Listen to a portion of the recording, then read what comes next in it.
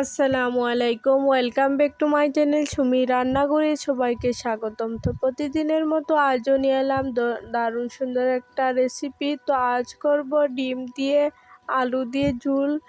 তো রেসিপিটি পুরো দেখবেন।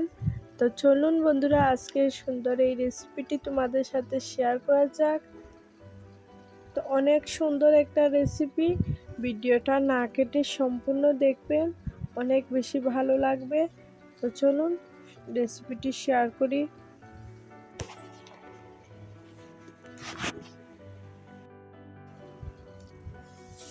তো আজ করব ডিম দিয়ে আলু দিয়ে খুব সুন্দর একটা রেসিপি। তো আলুগুলিকে কেটে ধুয়ে এটাকে সিদ্ধ করে নিয়ে নিয়েছি। তো এখানে আমি 500 গ্রামের মতো আলু নিয়ে নিয়েছি, আর নিয়ে নিয়েছি 5টা লোকাল ডিম। তো লোকাল ডিম দিয়ে আলুর ঝোল খেতে কিন্তু অসাধারণ লাগে। তো এদিকে খুব সুন্দরভাবে আলুর গায়ের যে খোসাটা আছে সেটা খুব সুন্দরভাবে ছাড়িয়ে নেব। তো এদিকে আলুটা ছাড়ানো শেষ, এবার ডিমের খোসাটা খুব সুন্দরভাবে ছাড়িয়ে নেব। তো এক এক করে কিন্তু সবটা ডিমের গায়ের খোসা আমি খুব সুন্দরভাবে ছাড়িয়ে নেব।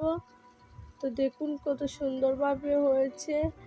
তো একদম লোকাল ডিম, হাজমা ডিম থাকলে কিন্তু গা থেকে অনেক সময় স্কিনটা ছুটে আসে।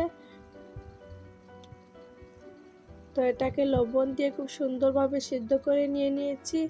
এবার আলুগুলিকে হাতের দ্বারা একটু প্রেস করে করে একটু ভাঙা ভাঙা করে নেব। তো বেশি ভাঙার প্রয়োজন নেই, আলতো হাতে কিন্তু সামান্য একটু প্রেস করে করে ভেঙে নেব। একটু দানা দানা থাকলে খেতে বেশি ভালো লাগবে। তো এবার ডিমটাকে ভেজে নেওয়ার পালা, রেসিপিটিকে রান্না করে নেওয়ার পালা।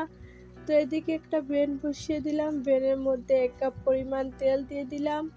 তারপর আমি সামান্য একটু লবণ ছিটিয়ে দিলাম, যাতে ডিমটা ফুটে যাতে গায়ে না এসে পড়ে। তো গরম তেলের মধ্যে ডিমটা দিয়ে খুব ভালো করে এটাকে নাড়াচাড়া করে বেশ কিছুক্ষণ এটাকে ভেজে নেব। দেখুন অর্ধেকটা ব্রাউন কালার চলে এসেছে। এবার কিন্তু আমি কিছু হলুদ গুঁড়ো অ্যাড করব কালারের জন্য। তো খুব সুন্দরভাবে এটাকে নাড়াচাড়া করে কিছুক্ষণ ভেজে নেওয়ার পরে এটাকে উঠিয়ে নেব। তো ডিমের কালারটা কিন্তু খুব দারুণ এসেছে। এবার এটাকে উঠিয়ে নেওয়ার পালা।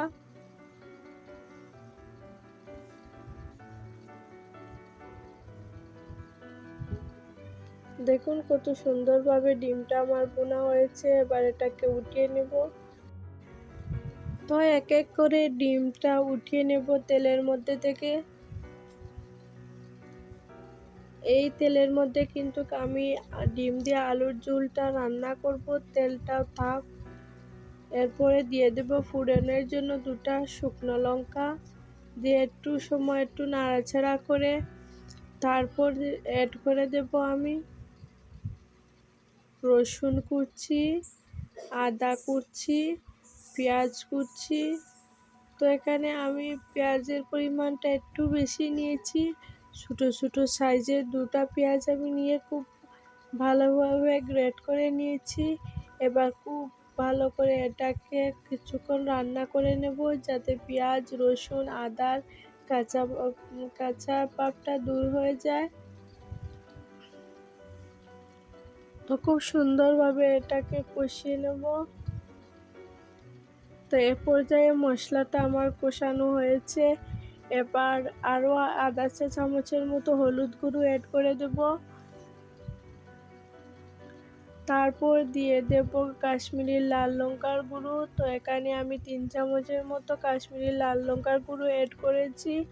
আপনারা আপনাদের ঝাল অনুযায়ী দিবেন, যে যেরকমভাবে খেতে ভালোবাসেন সেরকমভাবে দিয়ে দেবেন। তারপর দিয়ে দিলাম উপর থেকে একটু জিরে গুঁড়ো, দিয়ে 2টো কাঁচা লঙ্কাকে অর্ধেকটা মধ্যেখানে ভেঙে দিয়ে দিলাম। এবার পরিমাণ মতো লবণটাও অ্যাড করে দেব। দিয়ে খুব সুন্দরভাবে সবগুলি উপকরণ কিছুক্ষণ এটাকে রান্না করে নেব। তো যত সময় নিয়ে মশলাটা রান্না করা হবে তত বেশি রেসিপিটি দেখতেও ভালো হবে, খেতেও কিন্তু অসাধারণ হবে। তো খুব সুন্দরভাবে মশলাটাকে কষানো হয়েছে, দেখুন কতটা ভালো লাগছে দেখতে। মাশাআল্লাহ, খেতেও কিন্তু অসাধারণ ছিল। তো মশলা থেকে তেলটা ছেড়ে দিয়েছে, এবার কিন্তু আমি দিয়ে দেব আলুটা। একটু একটু করে কিন্তু আলুটাও আমি অ্যাড করে দিয়ে দিলাম।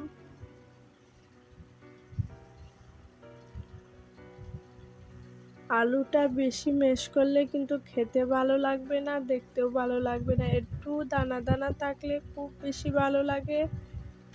তো আমি একটু দানা দানা রেখে দিয়েছি, আপনারা আপনাদের পছন্দ মতো যেটা ভালো লাগে সেটা দিয়ে দিতে পারেন। তো খুব সুন্দরভাবে মশলার সাথে আলুটাকে খুব সুন্দরভাবে নাড়াচাড়া করে নেব। দেখুন কতটা ইয়াম্মি লাগছে।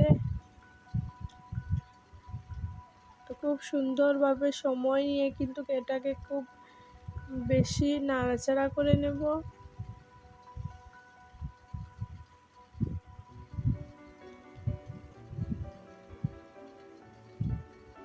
এই আলু দিয়েও কিন্তু এক থালা ভাত খেতে পারবেন। খুব সুন্দরভাবে কিন্তু আলুটাও কষিয়ে নিলাম, তারপর পরিমাণ মতো জল অ্যাড করে দেব।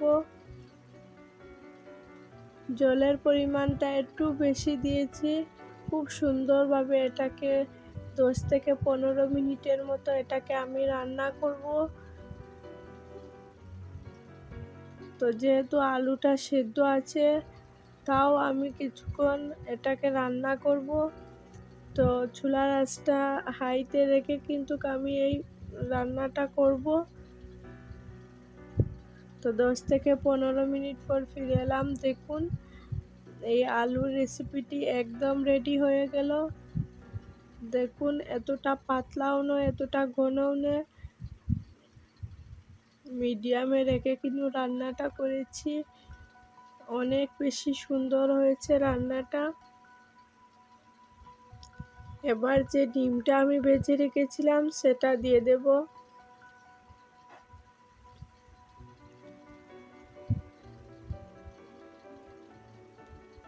তো এটা দিয়ে আরও 1 মিনিটের মতো এটাকে আমি রান্না করব।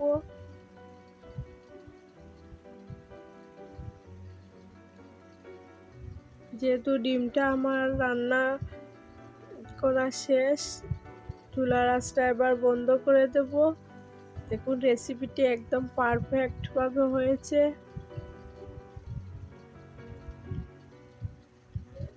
তো উপর থেকে একটু আমি দিয়ে দেব গরম মশলার গুঁড়ো,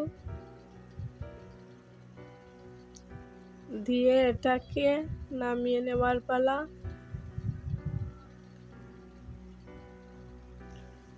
তো ভীষণ সুন্দর কিন্তু একটা স্মেলও এসেছে, মাশাআল্লাহ। এবার এটাকে সার্ভ করে নেব। তো এদিকে একটা আমি বাটি নিয়ে নিলাম, বাটির মধ্যে এক এক করে কিন্তু এটা উঠিয়ে নেব। তো দেখুন কতটা সুন্দর লাগছে কিন্তু দেখতে, ভীষণ সুন্দর একটা রেসিপি। বাচ্চা থেকে বড় সবাই কিন্তু এটা খুব তৃপ্তি করে খাবে। তো অবশ্যই বন্ধুরা আমার রেসিপিটি তোমাদের কাছে কেমন লেগেছে অবশ্যই কমেন্টে জানাবেন। আর ভালো লাগলে অবশ্যই প্রতিদিনের মতো একটা লাইক শেয়ার, আর অবশ্যই যারা আমার চ্যানেলকে সাবস্ক্রাইব করেননি অবশ্যই একটা সাবস্ক্রাইব করে দেবেন। তো বন্ধুরা রেসিপিটি কেমন হয়েছে দেখতে এবং খেতে, তো ভীষণ সুন্দর একটা রেসিপিটি, ভালো লাগলে লাইক শেয়ার এন্ড সাবস্ক্রাইব করে দিন। তো আজ এই পর্যন্তই বন্ধুরা, সবাই ভালো থাকো, আল্লাহ হাফেজ।